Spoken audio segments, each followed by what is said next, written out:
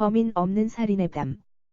총 7편의 단편 추리소설로 구성된 히가시노 게이고의 책이다. 작은 고해에 관한 이야기. 친구인 다스야가 옥상에서 떨어져 죽었다. 나와 다스야, 그리고 다스야의 여자친구 사에키 요코는 셋이서 항상 함께 지냈다. 자살이 절대 아니라고 믿는 나는 그날 옥상에서 다스야를 본 사람을 찾아 나선다. 그리고 그날 다스야가 옥상 울장에 올라가 있다가 강한 빛에 어지러워져 떨어진 것을 알게 된다. 그리고 그 사건의 진상을 알게 되는데, 어둠 속의 두 사람. 아버지의 재혼으로 새엄마와 이복동생이 생기게 된 신지의 집에서 유아인 남동생이 살해되는 사건이 발생한다. 그런데 경찰 조사에서 그 새엄마는 아버지의 회사 간부인 나카하시와 내연관계임이 밝혀진다. 그리고 영아 살해 사건이 발생한 그날의 아버지는 출장을 갔고 아버지가 없는 틈을 타고 나카하시가 집에 몰래 찾아왔다. 그런데 아버지가 갑자기 출장에서 일찍 돌아온 것이다. 그래서 몰래 찾아왔던 나카하시는 다시 몰래 돌아가야 했다. 그럼 아이를 죽인 사람은 누구일까? 춤추는 아이. 다카시는 학원을 마치고 S여고를 지나오다 그 안에서 들리는 피아노 소리에 끌려 안에 들어가게 된다.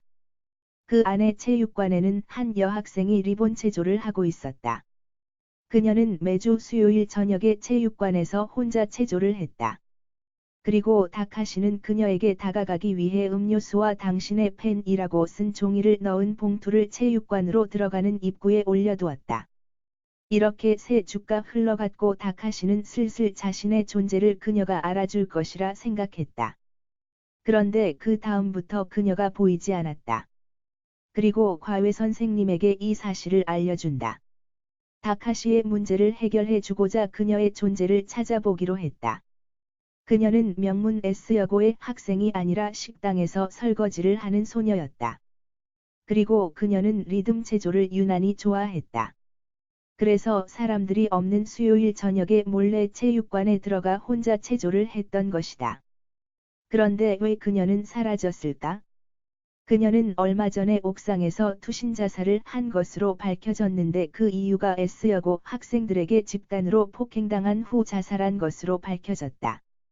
그런데 그녀가 저녁에 몰래 체육관을 이용한다는 사실을 어떻게 다른 학생들이 알게 된 것인지가 문제였다. 그 학생들이 그녀의 존재를 알게 된 것은 다카시가 매주 놓고 간 음료수 때문이었다. 끝없는 담. 오사카에서 사업을 하다 망해서 집안이 몰락한 한 여인이 결혼하여 잘 살고 있었다. 그녀의 남편은 형이 운영하는 상점에서 일하며 능력을 인정받아 오사카의 한 매장을 경영하게 되는데, 그들이 사는 곳은 시부야 시내였다. 그런데 남편이 오사카 매장을 경영하게 되면서 남편만 오사카로 이사하여 살고 있었다. 그런데 오사카에서 따로 살고 있던 남편이 살해된 것이다. 실은 남편의 매장 경영이 잘 되지 않아서 남편은 시부야의 맨션을 처분하여 오사카 매장에 투자를 하려고 했는데, 사건을 담당한 형사는 부인을 만나자마자 그녀가 범인임을 직감한다. 그리고 그녀가 오사카 출신임을 확인하고 그녀를 불러서 오사카의 여기저기를 돌아다닌다. 그리고 결국 그녀에게 범행을 자백하게 만든다. 굿바이, 코치.